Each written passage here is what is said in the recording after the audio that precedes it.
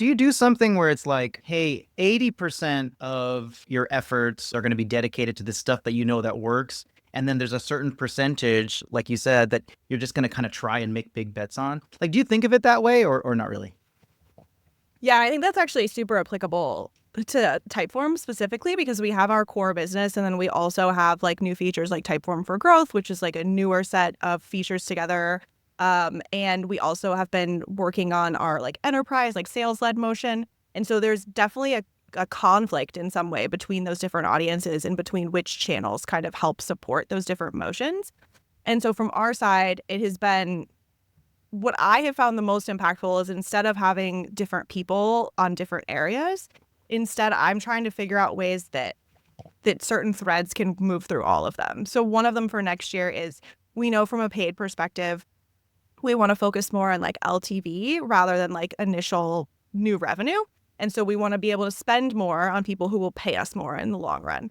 One way to go about that would be to like create a complex LTV model. Our poor data team has 9 million requests, and that's just not going to happen. And so instead, what we're doing is we're saying, okay, let's understand the drivers for the sales led side of the business and what signals we're seeing there, and then figure out how we can pull it through to paid. And so I think that there's an interesting opportunity to kind of like pull things across different areas from one side. And then I think the other part of this that gets tricky is really around budget. Like time is one thing. I think money is the other thing that usually you're going to have to like convince leadership of. So the way that I've thought about it in the past has been if you want to do something new, generally you need to keep the core stable in order to make sure you are as confident as possible with your new bet. So like going into next year, a lot of our bet was around awareness, where we're like, okay, we've invested very heavily in paid search. We know that channel, but where we're lacking is the general brand awareness, right? So that we're staying top of mind in the market. And so we're like, well, that's where we feel the opportunity is. And so instead of saying, hey, we're going to like take what we already had and pull 30% of it away for awareness, it was more like, if I want to make this bet, I have to keep the foundation solid. And so I need something incremental on top of it in order to keep the foundation solid. It's been a hard ask, to be completely honest with you, but I think that that's the tricky part of like, you have to realize when you're doing something new, you have to be able to keep the core solid. And so sometimes when you like don't have the extra money to keep the core solid, you have to think of ways that you can partially achieve that goal by pulling bits of pieces and like or reallocating things. So I think that budget's the part where it gets really tricky because in the past I've had like a separate experimentation budget. So like maybe 20% of our ad spend is just for like random experiments and stuff like that.